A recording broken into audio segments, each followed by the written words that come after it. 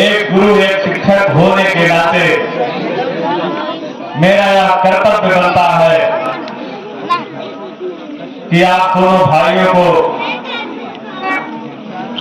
धनुर्विद्या के ज्ञान में पारंगत कर दें, तत्पश्चात आगे का मार्ग तय करें। बेटा राम भाई इसने बोला यार बिताड़ी सामने आपको ये जो ताड़ के वृक्ष दिख रहे हैं,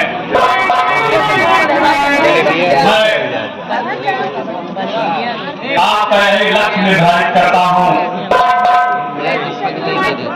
बेटा राम प्रतिज्ञा चढ़ाइए और प्रतिज्ञा खींच कर निशाना लीजिए, तब आपको धनुर्विद्या का ज्ञान हो जाएगा।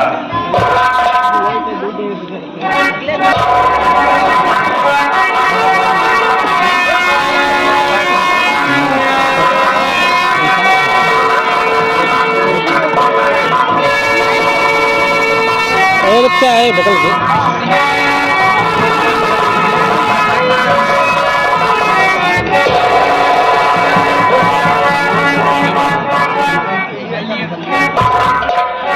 बेटा कहिए गुरुदेव। तो आपका तीर आपका बाण अपने लक्ष्य को भूल गया।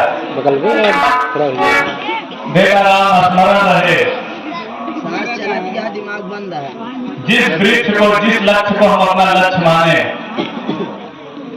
हमारे कष्ट हमारी आंखें सिर्फ और सिर्फ अपने लक्ष्य को देखें और हमारे मस्तिष्क में सिर्फ और सिर्फ लक्ष्य रहे, तभी हम एक अच्छा धनुर्धारी बन सकते हैं।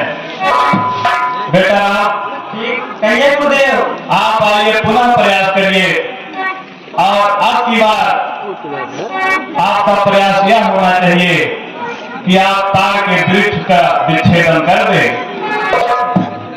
ठीक है गुरुदेव।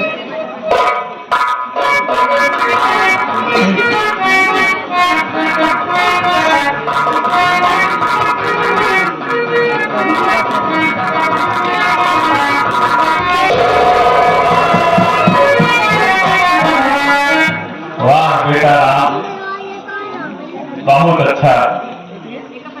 इस प्रयास में मुझे आपसे यही उम्मीद थी। बेटा राम गुरुदेव, जीवन में भी जो लक्ष्य बनाए मनुष्य अपने लक्ष्य की ओर एकाग्रता से देखे, एकाग्रता से लक्ष्य पर काम करे, निश्चित रूप से उस व्यक्ति का लक्ष्य से अवश्य प्राप्त होगा। बेटा लक्ष्मण आइए, मैं आपको धनुर्विद्या का ज्ञान देता हूं। ठीक है गुरुदेव। बेटा लक्ष्मण, जिस प्रकार आपके बड़े भ्रात ने अपनी प्रतिज्ञा खींची थी, उसी प्रकार से मैं आपको वही ताड़ का वृक्ष लक्ष्य दे रहा हूं। आप उस वृक्ष का विच्छेद करिए और अपने लक्ष्य को पा लीजिए। ठीक है गुरुदेव।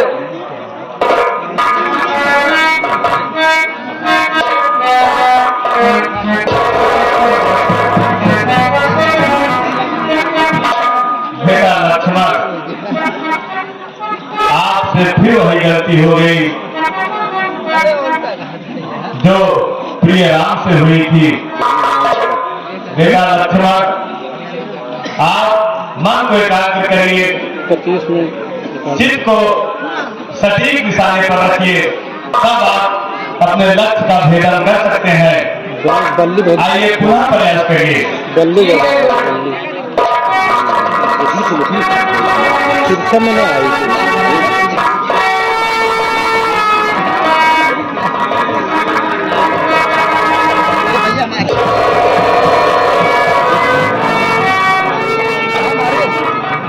बहुत बढ़िया बेटा।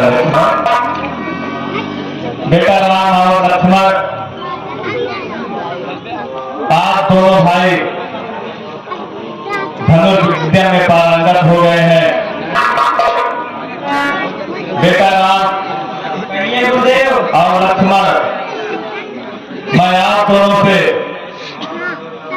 यह निर्देश जानना चाहता हूँ। मेरे मन में एक प्रश्न उठा है, मैं आप दोनों प्राणियों से उस प्रश्न का उत्तर चाहता हूँ। क्या प्रश्न उठा है गुरुदेव, आप हमें बताइए। बेटा राम, तपोभूमि तक पहुँचने के लिए दो मार्ग हैं। एक मार्ग जो एकदम सरल सुगम कोमल, कोई कठिनाई नहीं, कोई बाधा नहीं, उस मार्ग की दूरी 100 योजन है। और बेटा राम, एक मार्ग 50 योजन का भी है, लेकिन उसमें अत्यंत बाधाएं हैं।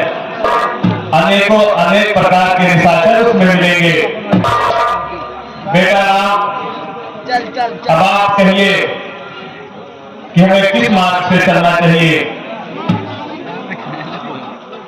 गुरुदेव, आप 50 योजन ही मार्ग से चलिए, मैं सभी निशाचरों का संहार करते हुए चलूंगा। बेटा राम, मुझे आपसे यही उम्मीद थी। आइए, आगे का मार्ग मैं प्रशस्त कर रहा हूं।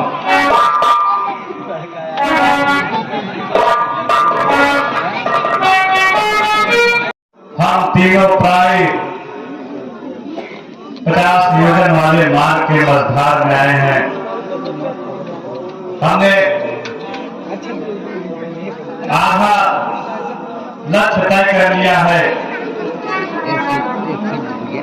बेटा राम, अब मेरे यज्ञ अनुष्ठान का समय आ गया है। मैं यहाँ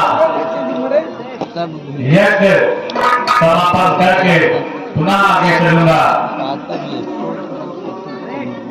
लेकिन बेटा राम लक्ष्मण दोनों भाई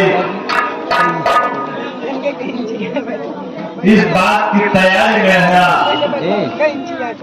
बिल्कुल सतर्क रहना कि हमारे यज्ञ सुगंध एवं मनुष्यों का गंध पाकर इस तपोभूमि में रहने वाली विशालकाय राक्षसी ताका कभी भी आ सकती है। बेटा राम लक्ष्मण, तुम दोनों भाई बिल्कुल तैयार रहना। अगर वह राक्षसी आती है तो बड़ी चतुराई, बड़ी चालाकी के साथ उसका वध कर देना।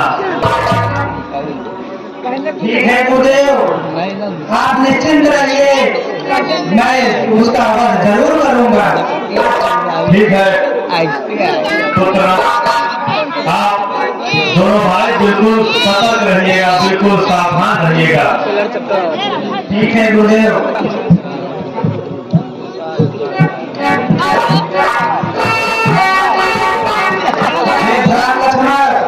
कहिए भैया, तुम सतर्क रहना। ठीक है भैया।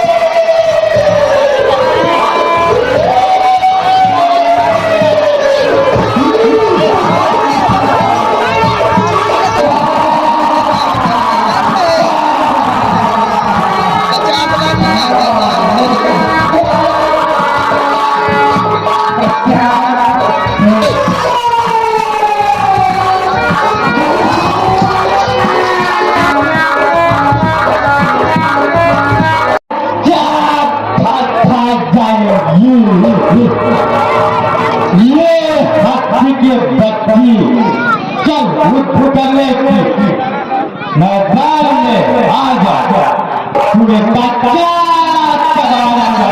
चल चल